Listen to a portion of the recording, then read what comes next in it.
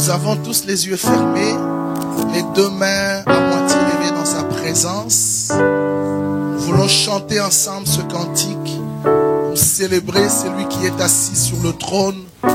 Notre Dieu, lui seul, mérite toute la gloire. Lèvons nos mains, nos yeux fermés et nos têtes à moitié inclinées. Célébrons avec ces cantiques le roi de gloire. Chantons. Yahweh, naye kokumba milayo. Oh yes.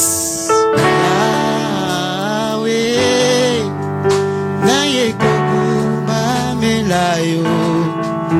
Iboso na yo na fukami.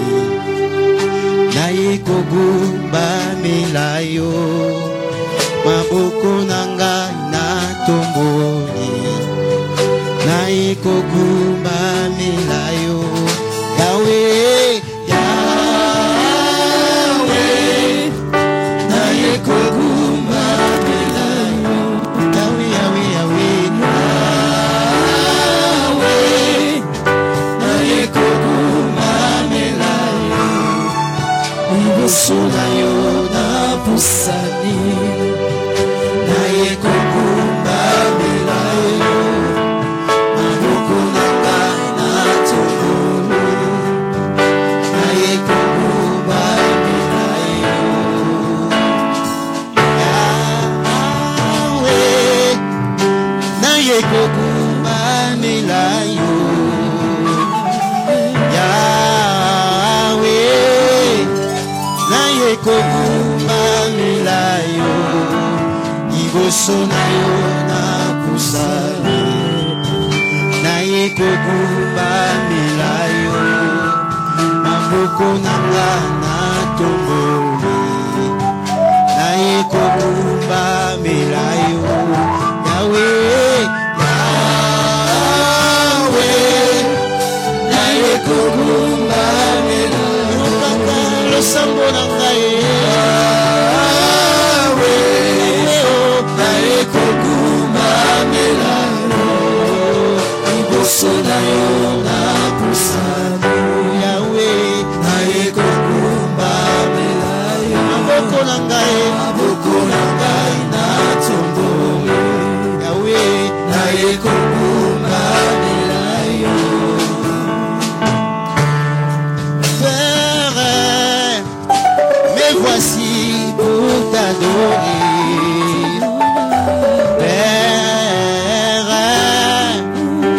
Voici pour t'adorer. Devant toi je me prosterne. Mais voici pour t'adorer. Devant toi je me prosterne. Mais voici pour t'adorer. Oh Père, Père, mais voici pour t'adorer. Oh Père, voici pour t'adorer. Devant toi je me prosterne. Et voici pour t'adorer. Devant toi je me prosterne. Et voici pour t'adorer. Élève ta voix, dis-lui un mot. Célèbre-le. Nous célébrons ton nom. Adore-le. À toi Seigneur nous sommes rassasiés. Seigneur, nous venons devant toi, Seigneur, parce que c'est toi qui nous conduis. Tu es le grand, le créateur, qui n'a point d'état, point de début ni de fin. Car avant toi, ce monde n'avait point connu de Dieu. Et qu'après toi, il n'en connaîtra jamais. De génération en génération, tu es Dieu. D'âge en âge, tu es Dieu. Thank you, Jesus. Jésus, merci Seigneur. Oh yes. Ta main nous touche. Oh yes. Ta main nous touche. Ta main nous touche. Ton action est là.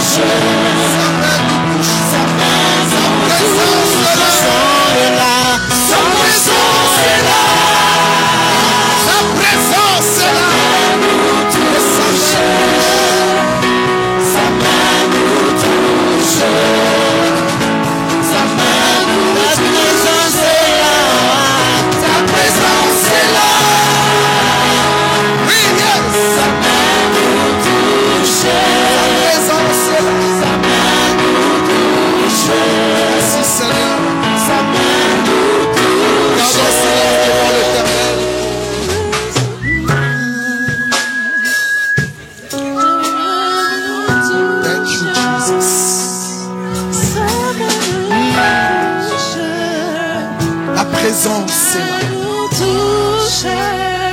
Ta puissance est là. Ton onction est là. Ta gloire est là. Ta gloire est là. Ta Shekinah. Elle est là, Jésus. Elle est là. Réellement là. Merci, Jésus. Ta main nous touche. Ta main nous saisit. Ta puissance nous transforme. Alléluia. Praise the Lord. Thank you, Jesus.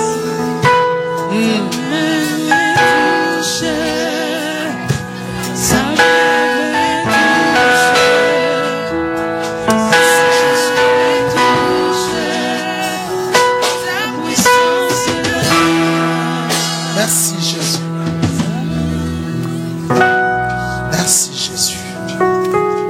Tu nous aimes Seigneur et nous t'aimons. Merci. Béni sois-tu, Adonai. C'est au nom de Jésus-Christ, notre Seigneur, que nous avons ainsi prié. Et ensemble nous disons Amen. Merci. Prenons place. Asseyons-nous.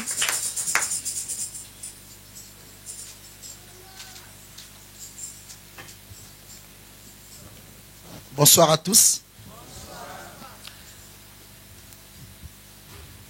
Vu qu'il y a tellement de choses à dire, je souhaitais prendre 1 heure avec vous. Je les subdivise en moitié. La première moitié, donc, 1 demi-heure. Je veux parler d'un thème. Et la deuxième moitié, je parlerai d'un autre thème. Comme ça, demain, par sa grâce, on aborde un autre thème. Alors, avec moi, il faut prendre note. Avec moi, il faut écrire.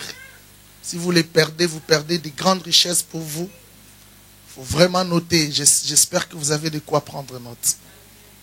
Le premier thème, je veux parler du pouvoir et de la puissance. Je l'ai intitulé comme ceci, le pouvoir et la puissance. Je voudrais vous enseigner sur ces 2 mots. Et le deuxième thème, je parlerai de la puissance de la foi. Là, c'est l'autre demi-heure. La puissance de la foi. Alors demain, dimanche, ça sera une grande festivité parce que là, nous allons parler sur la puissance de la restitution et du remplacement. Demain, ça sera vraiment prophétique pour plusieurs parce que Dieu va restituer ce que les voleurs avaient volé. Et Dieu va remplacer tout le temps que les voleurs avaient détruit. Ne manquez pas, priez cette nuit pour ces cultes et Dieu va nous bénir. Premier thème, pouvoir et puissance. Luc chapitre 9, verset 1er.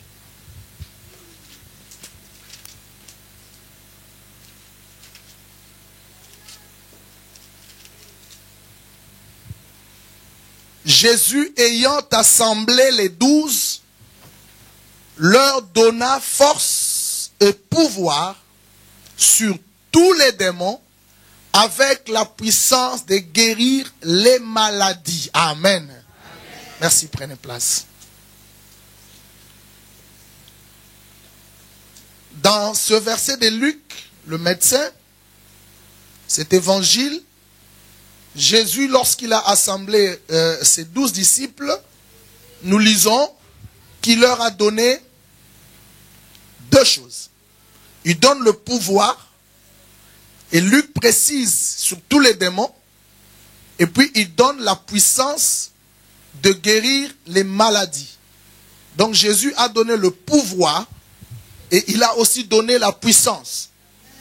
Alors nous voulons commencer à parler de l'un et nous parlerons de l'autre. Nous commençons avec le pouvoir. C'est quoi le pouvoir? Le pouvoir vient du mot grec exousia. Exousia, si vous voulez prendre note, je vous appelle E-X-O-U, exou, et puis S-I-A. Exousia. E-X-O-U-S-I-A. Jésus a commencé par donner exousia. L'exousia veut dire autorité. Pouvoir veut dire autorité.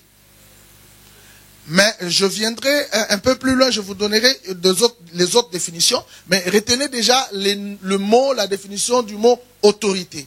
Donc Jésus a donné autorité sur tous les démons. Et puis il a donné aussi la puissance pour guérir les maladies. Maintenant, ma question, elle est fondamentale.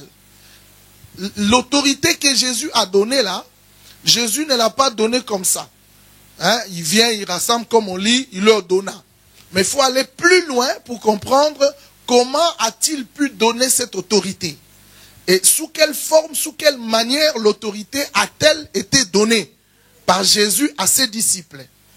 Alors, Jean chapitre 1, maintenant commencez seulement à écrire, Jean chapitre 1, verset 12 à 13 nous dit une chose fondamentale. Jean dit que à tous ceux qui l'ont reçu, à ceux qui croient en son nom, il leur a donné le pouvoir de devenir enfants de Dieu. Donc, devenir enfant de Dieu, c'est recevoir de Dieu une autorité. Être enfant de Dieu n'est pas quelque chose de banal, n'est pas quelque chose de prendre à la légère. C'est quelque chose de très particulier et de très fort, parce que lorsqu'on devient enfant de Dieu, on reçoit de lui une autorité, et cette autorité, les démons le voient et les démons le savent. Satan le sait, Satan le connaît. Maintenant, j'ai deux versets que je peux mettre en parallèle pour expliquer ça. Il y a le verset de Jean 1,12 et il y a le verset de Luc 10,19. Écrivez. Jean 1,12, Luc 10,19. Ça a la même pensée, la même idée, le même sens, je dirais, théologique ou biblique. Qu'est-ce que j'ai lu là-bas? Dans Luc, je lis, mais voici, je vous ai donné le pouvoir de marcher sur les serpents, sur le scorpion et sur toute la puissance de l'ennemi. Dans Jean, nous lisons, alors j'aimerais que deux personnes me lisent pour que, bien aimé, tu me prends Luc, et puis, qui a encore sa Bible ici? Tu as ta Bible? Oui. Tu me lis Jean. Jean 1. Ouais. Jean 1, 12, 13. Luc 10, 19. Luc 10, 19. Jean 1, 12 à 13.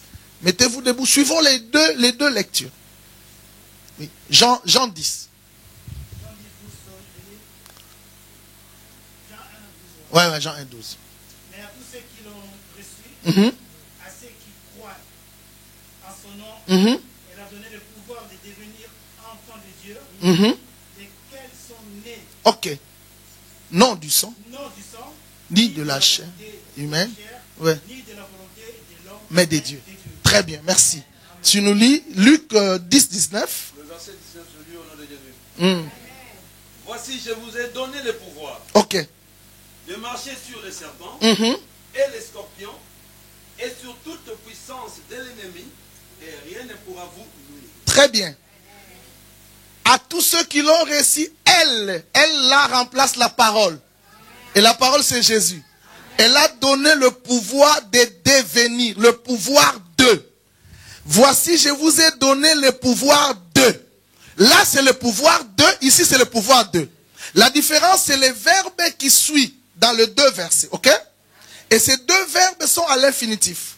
C'est intéressant parce que là, ça nous permet de comprendre ce que nous allons faire. Je vous ai donné le pouvoir à tous ceux qui l'ont reçu. Elle a donné le pouvoir de devenir, ok? Là, c'est le pouvoir pour devenir. Et là, voici, je vous ai donné le pouvoir de marcher. Écoutez-moi bien. Ici, le pouvoir de marcher. Alors, répétez après moi. Le pouvoir de devenir. Le pouvoir de devenir. Maintenant, le pouvoir de marcher. Le pouvoir de marcher. Alors, le mot pouvoir sur marcher, le mot pouvoir sur devenir, c'est le même mot. Du coup, le même mot nous équipe de deux façons. Nous donne deux capacités. Là, il nous donne la capacité de devenir. Mais ici, il nous donne la capacité de marcher. Aïe, aïe, aïe, aïe, aïe, aïe, aïe. Donc, maintenant, je vais dire, celui qui va marcher doit au prime abord devenir. Donc, si on ne devient pas, on ne marchera pas non plus. Donc, le même pouvoir nous octroie double capacité. La capacité d'être appelé enfant de Dieu nous octroie directement, ipso facto, d'emblée, la capacité de marcher sur le serpent, le scorpion et sur toute la puissance de l'ennemi. C'est là qu'il dit rien ne pourra vous nuire. En fait, le diable ne me craint pas parce que je prie beaucoup. Suivez-moi bien. Il n'a pas peur de moi parce que je jeûne beaucoup. Surtout jeûner et prier sont très importants. Mais il ne me craint pas parce que je prêche. Je suis pasteur. Surtout que prêcher sert à aider les gens à recevoir le salut. Mais il me craint parce que je suis enfant de Dieu. Du coup, en devenant enfant de Dieu, j'obtiens un pouvoir, une autorité qui me permet de marcher sur lui. Alors, en droit, lorsqu'on parle de l'autorité, au fait, l'autorité, que ce soit en droit ou en politique, l'autorité n'est pas seulement dans le domaine politique. Il y a aussi l'autorité familiale.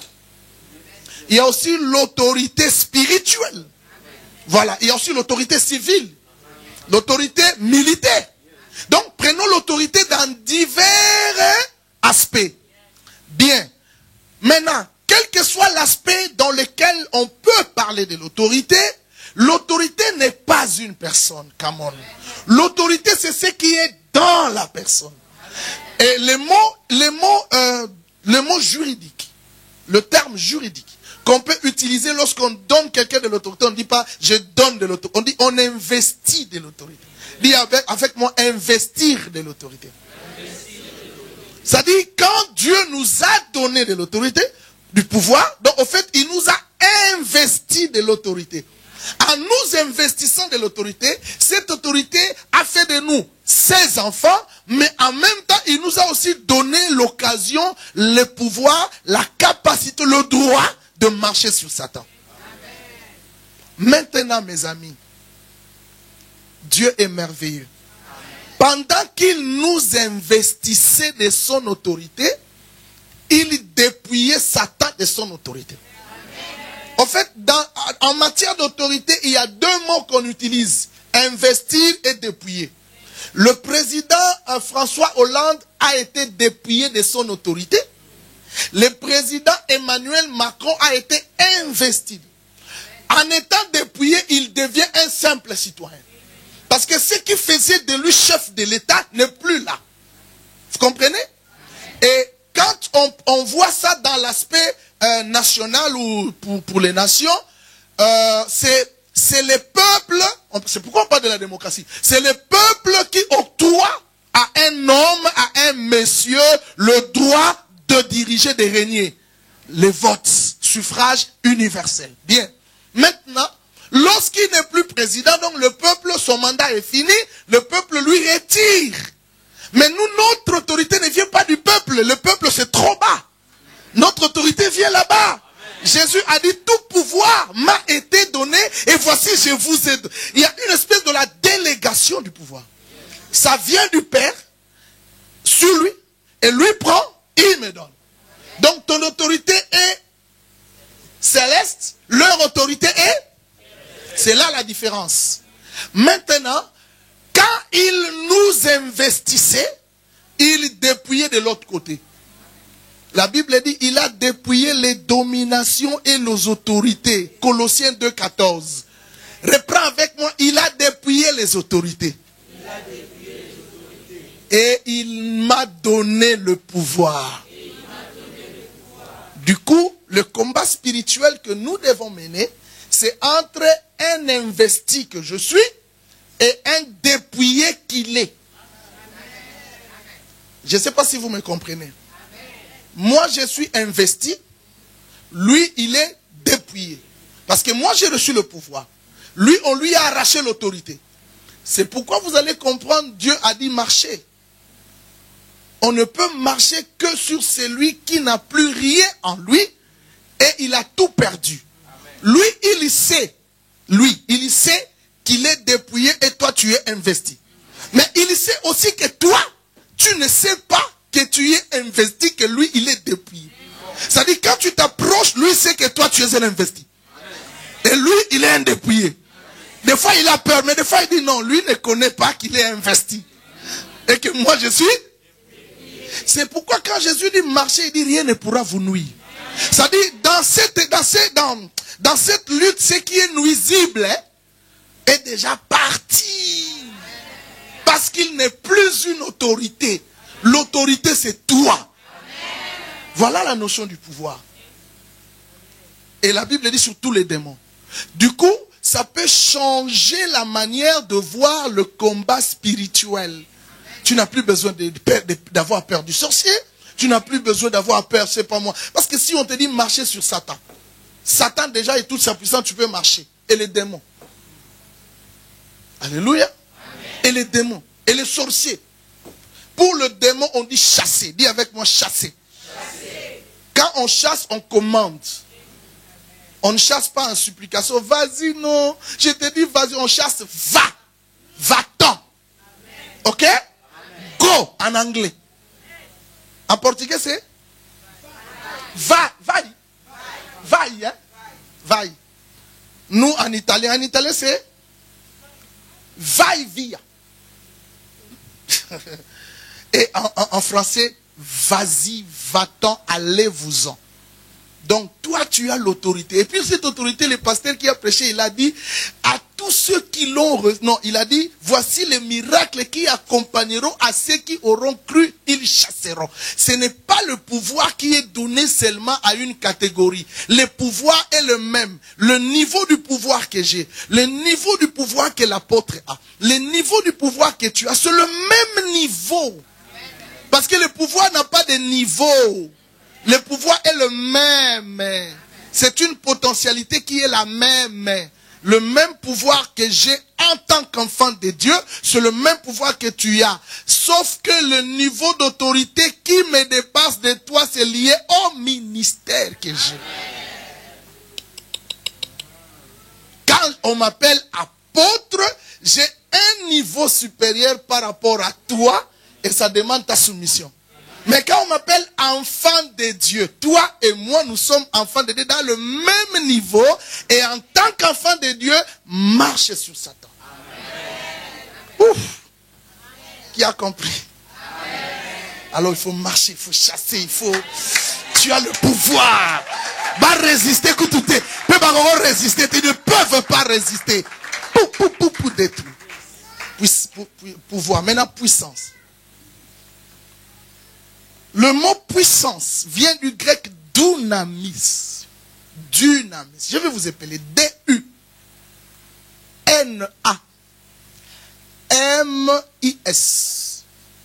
Dunamis. Qui déjà, quand vous voyez les mots, vous voyez. En français, vous pouvez voir quel mot là-bas?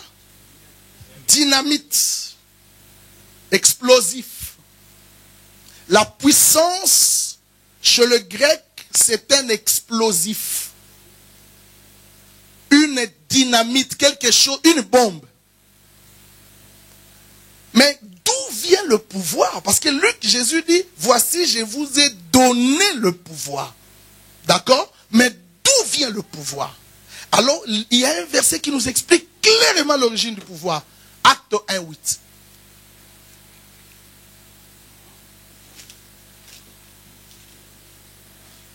Acte 1, le verset 8. Mais vous avez reçu une puissance. Mais vous avez reçu une puissance. vous recevrez. Il faut bien lire, vérifier. Vous recevez une puissance. Voilà. Le Saint-Esprit survenant sur vous. Et vous serez mes témoins à Jérusalem. Dans toute la Judée, dans toute la Samarie, jusqu'à l'extrémité de la terre. Mais vous recevrez une puissance, virgule. Le Saint-Esprit survenant sur vous, et vous serez mes témoins. Alléluia. Amen. Donc, la puissance que nous avons reçue vient du Saint-Esprit. Du coup, si le pouvoir en tant qu'enfant de Dieu est au même niveau, mais la puissance n'est pas au même niveau. Parce que quand le Saint-Esprit donne une puissance, il donne une puissance pour un but. L'Esprit du Seigneur est sur moi parce qu'il m'a oint pour. Oui, vas-y. La première, la version parole de vie. J'ai lu au nom de Jésus-Christ. Amen. Mais vous allez recevoir une force extraordinaire, celle de l'Esprit Saint qui descendra sur vous. Ok. La version amplifiée maintenant. La version que j'aime. Il faut maintenant chercher 2 21. Une autre version intéressante. Vas-y. La version amplifiée dit ceci.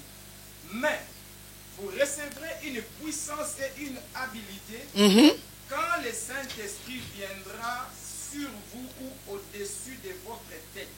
Yes. 2 21. 2 21. 2 21, je lis au nom de Jésus-Christ. Amen. Mais vous recevrez une puissance lorsque le Saint-Esprit viendra sur vous. Vous recevrez une puissance lorsque le Saint-Esprit viendra sur vous. Amen. Qui n'a pas le Saint-Esprit n'a pas cette puissance. Amen. Donc cette puissance n'est qu'une émanation du Saint-Esprit. Mais quand il donne cette puissance, il la donne pour quelque chose. Maintenant, la puissance, quand elle vient selon les niveaux et les degrés. C'est-à-dire, la puissance, on peut l'entretenir, on peut la baisser, on peut la diminuer, on peut la remplir, on peut la... Voilà. Tu oins d'huile ma tête et ma coupe déborde. Il avait l'esprit sans mesure. La puissance est mesurable, quantifiable, vérifiable. Elle peut baisser, elle peut monter, elle peut remplir, elle peut déborder. Alors, les apôtres ont reçu la puissance, mais tellement qu'ils ne faisaient pas quelque chose pour évacuer la puissance ne faisait qu'être remplie. Au point que quand elle était débordée, suivez bien, parce qu'elle déborde, ma coupe déborde. Quand elle débordait, elle touche maintenant l'extérieur. Elle est intérieure. Quand elle déborde, elle touche l'extérieur. En touchant l'extérieur, elle touche le corps. Elle touche l'habit. C'est pourquoi quelqu'un pouvait toucher l'habit de Jésus et sentir la puissance. Jésus dit, je sens une force sortir de moi. Parce que la puissance qui était tellement débordante est rentrée. Ça ne s'évacuait pas, ça ne faisait que rentrer. C'est comme quelqu'un qui prend de l'eau, qui verse dans une bouteille ou dans un verre, tellement que la coupe est grande, tu continues de déverser et ça sort. Maintenant, quand ça prend l'extérieur du verre, vous touchez le verre, vous sentez l'eau. Et quand ça déborde, ça va jusqu'à l'image, à l'ombre. C'est pourquoi l'ombre pouvait guérir les bois. Aïe. Ça dit, ça déborde tellement, ça touche l'ombre et l'ombre opère. Donc mon mouchoir que j'utilise, je ne peux pas paf, le démon il s'en va et le miracle s'opère parce que c'est tellement débordant et... Aïe, aïe, aïe, aïe, aïe, aïe, aïe, aïe. J'ai pris que notre apôtre arrive à ce niveau. C'est ma prière. Amen. Amen. La puissance est débordante. Parce que le Saint-Esprit, quand on parle du Saint-Esprit, on a 3 niveaux. La Bible dit, n'attristez pas l'Esprit. La Bible ajoute, n'éteignez pas l'Esprit. La Bible dit, soyez remplis de l'Esprit. Donc, on peut l'attrister, on peut l'éteindre pour qu'il n'opère plus. Mais quand on est rempli, lorsque on travaille, on perd. C'est la force de la plénitude qui nous permet d'opérer. Pendant que je prêche, je fais sortir une force. Donc quand je rentre, je perds. Maintenant, qu'est-ce que je dois faire? Je dois récupérer pour un autre travail. Mais maintenant, la nourriture de la puissance, c'est la prière et le jeûne. Acclame pour Jésus, mon ami. Plus tu pries, c'est pourquoi Jésus, la nuit, il s'en va emmagasiner. Et le jour, il sort, il dégage. C'est pourquoi Pierre était capable de dire au boiteux, regarde-moi. Il les regarde, il dit, je n'ai ni or ni argent. Ce que j'ai, je te le donne. Lève-toi et marche. C'est la puissance de Dieu. La puissance de Dieu, tu peux l'obtenir plus que moi si tu pries beaucoup plus que moi. Est-ce que vous comprenez ce que je veux dire? Donc ça ne dépend que de ta consécration dans la prière. Plus tu pries, plus tu acquiers, plus tu libères. Moins tu pries, moins tu acquiers, moins tu y as de quoi donner. Vous imposerez les mains aux malades et les malades seront... Ils seront guéris non pas parce que vous êtes enfant de Dieu, mais parce que vous avez quelque chose, une énergie qui sort et qui communique la guérison. C'est l'impact de la puissance que vous pouvez recevoir dans votre vie de prière personnelle et individuelle. Qui a compris? Et qui sait maintenant faire la différence entre la puissance et le pouvoir. Le pouvoir pour marcher en tant qu'enfant de Dieu. La puissance pour opérer en tant que celui qui a reçu le Saint-Esprit. La puissance vient du Saint-Esprit, elle a des niveaux. Le pouvoir n'a pas de niveau, c'est l'autorité, ça vient de Jésus, ça te permet de dire aux démons, sors, et les démons obéissent. Sans autre forme de procès. Première partie de mon thème. Deuxième partie maintenant. J'ai pris exactement 30 minutes, c'est bon. Bien qu'aujourd'hui on est là jusqu'à minuit. Deuxième partie, maintenant je parle de la puissance de la foi. J'ai un problème avec les prédicateurs aujourd'hui. Quand les prédicateurs disent, enfin, excusez-moi, je l'ai dit à Lingala, je vais traduire. Tiakondi mandeko, tiakondima. Moi je me suis posé la question. Mais pourquoi ils n'expliquent pas aux gens comment mettre la foi? Aujourd'hui, moi, je vais vous expliquer comment mettre la foi. Parce qu'on dit, mais la foi, mon frère, pose la foi, c'est bien bon. Mais comment la mettre? D'abord, pour aller plus court, je veux vous faciliter par rapport à la terminologie. Nous avons plus de terminologie biblique, théologique, qui ne dit plus grandes choses pour les gens de Monsieur Tout-le-Monde. Alors, je prends une autre terminologie. Voilà. Foi égale confiance. Alors écrit. Désormais, change de synonyme. Dans ta bouche là, s'il te plaît, parle plus de la confiance. Donc la foi, c'est la confiance. Le mot pistis en grec veut dire confiance. Maintenant, presque 25 ans de mariage. Oh là là.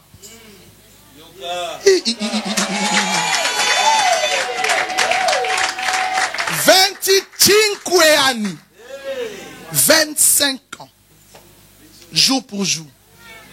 On ne paraît pas vieux, hein? Parce que je me suis marié, on s'est marié trop jeune.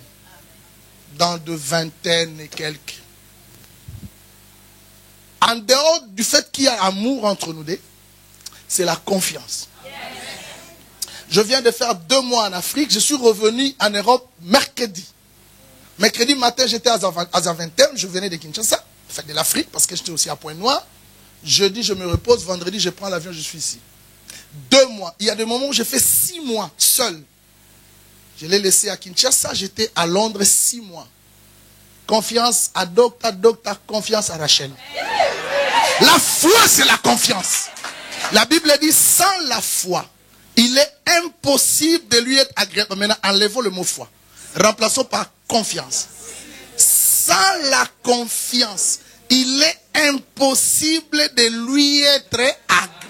Aïe, aïe, aïe, aïe, aïe, aïe, aïe, aïe, aïe, aïe. Est-ce que tu comprends bien? Yo, ça a 6 mois.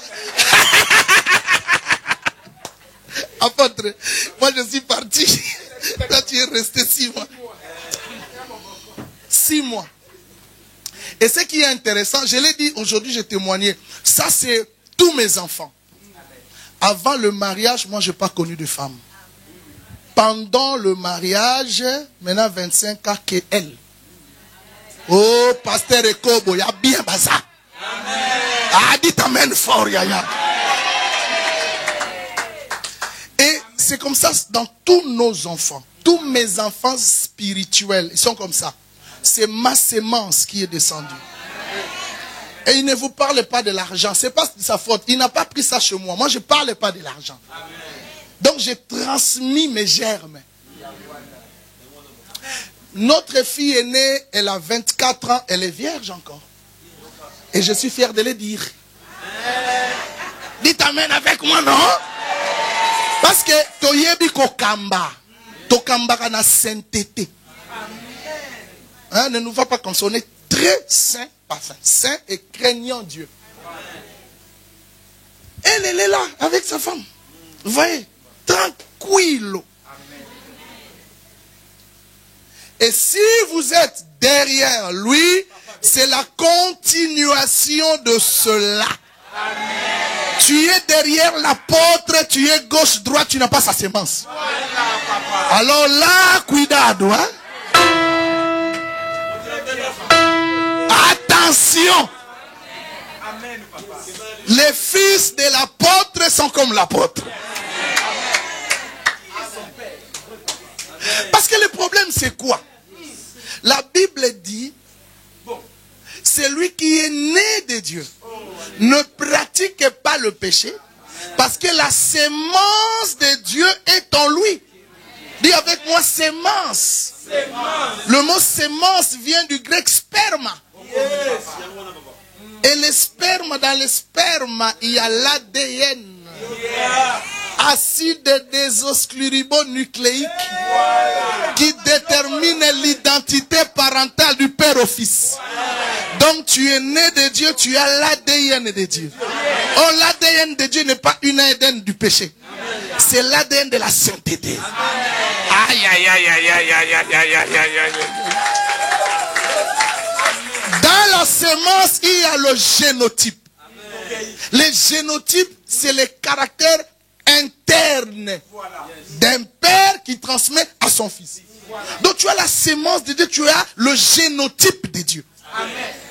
Dans la sémence, il y a le phénotype. Le phénotype, c'est le caractère externe qui part du père au fils. Donc tu as la sémence de Dieu, tu as le phénotype de Dieu. Moi, je suis de petite taille. C'est l'héritage de mon père. Je ne peux rien faire. C'est le chromosome de papa. C'est les gènes de papa. J'ai hérité. Mais toi, tu es né de Dieu. Oui. Mais est-ce que tu as les gènes de Dieu? Ah, point d'interrogation. Écoutez-moi. À chaque espèce correspond une nature. À chaque nature correspond un arbre. À chaque arbre correspond un fruit. À chaque sémence correspond une nature. À chaque nature correspond une espèce. À chaque espèce correspond un arbre. À chaque arbre correspond un fruit. Donc dis-moi quelle est ta sémence, je te dirai quel fruit tu portes. As-tu la sémence de Dieu? Est-ce que tu as le fruit de Dieu? Arbre généalogique. Asseyons-nous, Yaya.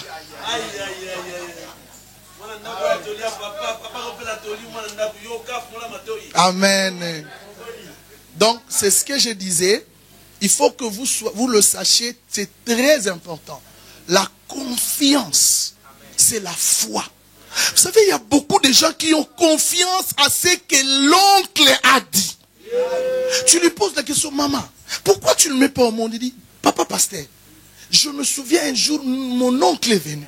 L'oncle avait dit que vous n'allez pas vous marier dans cette famille, c'est pourquoi. J'ai dit oui. Est-ce que de la même façon tu as confiance à la parole de l'oncle? Tu as aussi confiance à ce que Dieu t'a dit? Tu as cru à la parole de l'oncle. Et as-tu cru à la parole de Dieu?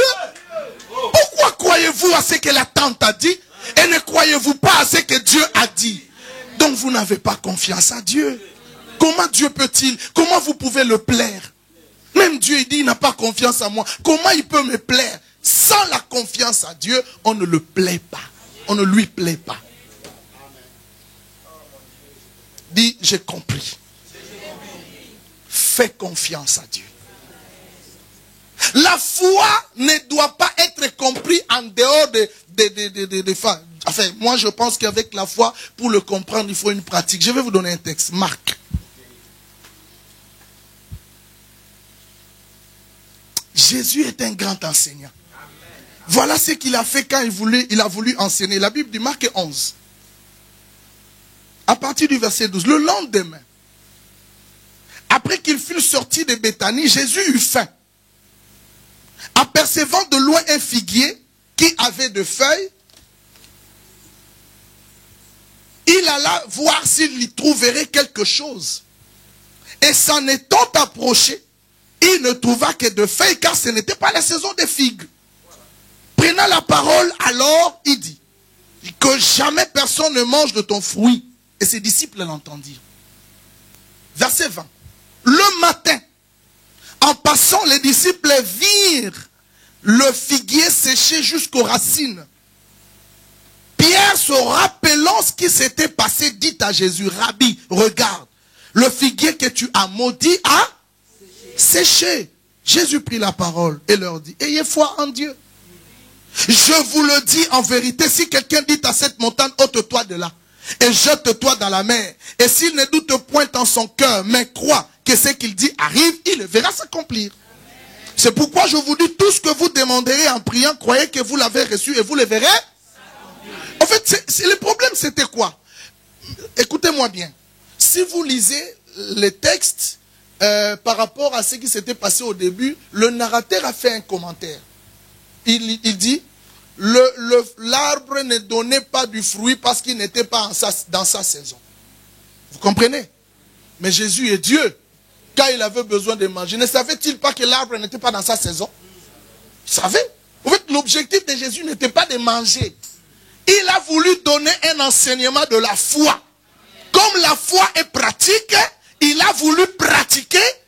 Donc, pour que la théorie rentre, il a commencé par la pratique. Afin de dégager la théorie. Voilà un bon enseignant. Il est venu, il voulait manger.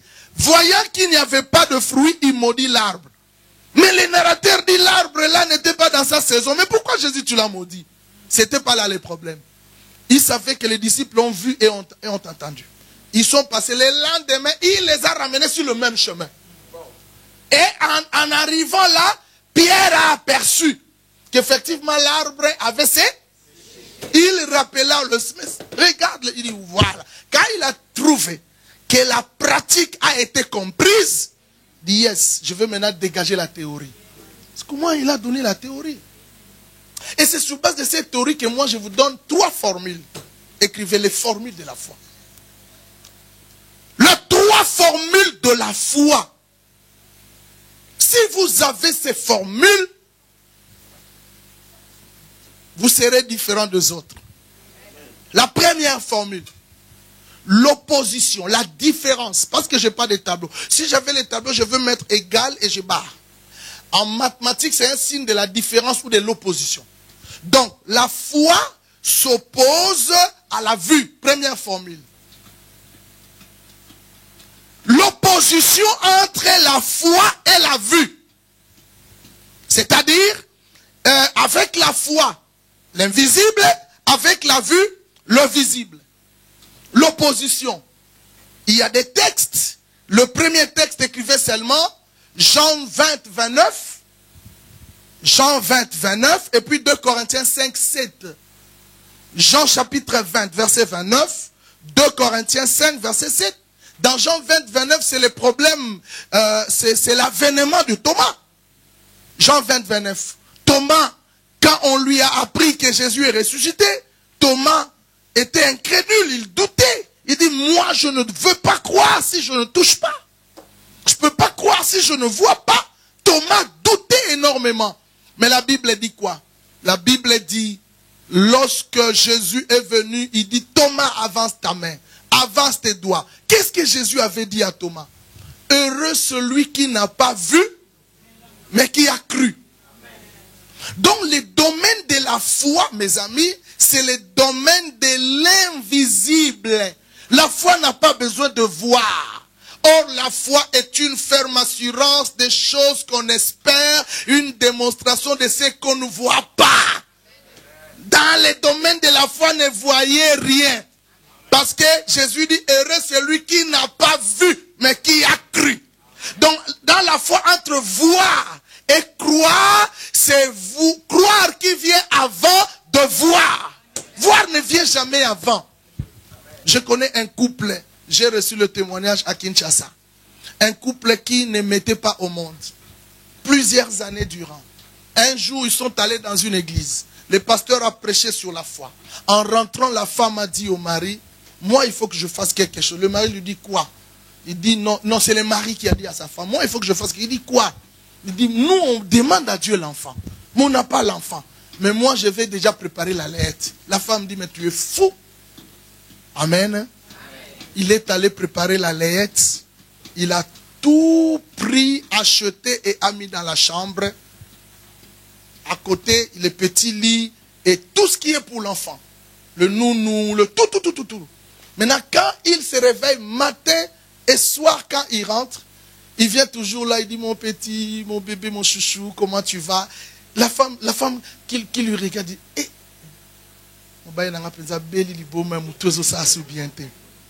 il est entré sur le terrain de l'invisible. En fait, le problème, c'est quoi? Quand vous demandez quelque chose, vous l'avez déjà. Mais ces choses, il est encore dans le domaine de l'invisible. Maintenant, il faut qu'il passe dans le domaine de l'invisible, dans le domaine du visible. Maintenant, il faut déjà le voir dans le domaine de l'invisible. En le voyant, réaliser que vous l'avez déjà. C'est alors que le domaine de l'invisible va donner de l'ordre au domaine du visible. Fais-le voir. Est-ce que tu as compris? Donc la foi navigue dans ce domaine-là. Tu demandes. La Bible dit quoi? Paul a dit dans 2 Corinthiens 5, 7, il a dit, nous marchons, non par la vue, mais par la foi. C'est-à-dire, si tu veux marcher, c'est comme moi, je vous vois déjà acheter une salle. Fais comme ça. Je vous vois déjà acheter. Quand on est rentré hier, maman Rachel, ma femme qui est aussi prophétesse, m'a dit, je vois que l'église ici quitte déjà ici, ce lieu. Elle me dit, je vois que l'église ici quitte. Je dis, ok, gloire à Dieu, il a parlé de ça à l'apôtre et j'ai voulu le dire, que vous quittez déjà ici. Parce que tous nous achetons. Moi, je viens de Kinshasa avec une très bonne nouvelle, parce qu'il y a des enfants là-bas à qui Dieu a fait grâce, qui ont acheté. Une personne, hein. One. Il est allé, il a pris ici, c'est 60 balles, 60 000 balles. Cet enfant, quand je vais aller au Congo, je dis, bon, je veux venir. Il me pose toujours la question, papa, tu viens quand? Dit tel jour. Il dit, ok. Est-ce que vous pouvez voir les billets d'avion? Je dis, ok. Quand je vois les billets d'avion, je lui fais signer. Ok. Dans 2 jours, après il m'appelle, j'ai déjà envoyé le code d'aller récupérer. Vous allez vraiment à Western, 1600. Tcha. Ça vient de Kinshasa. Il a dit, Dieu m'a dit, tous tes voyages, Kinshasa et Europe, c'est moi. Il dit, si tu veux faire 10 tours, donc je te paye 10 fois les billets. Kinshasa. Mais qu'est-ce qui s'est passé? Ce jeune homme, à chaque fois, pendant qu'il était encore étudiant, il faisait l'économie. À chaque fois, quand je finissais les kits, quand il venait me saluer, je lui tapais comme ça sur le dos.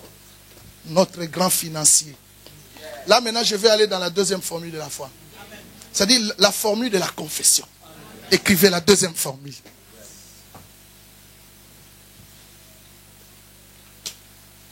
Croire plus l'ego. Je mets les mots là en grec. Je vais vous expliquer. Croire plus l'ego égale miracle. Alors vous pouvez aussi transformer l'ego plus croire égale miracle.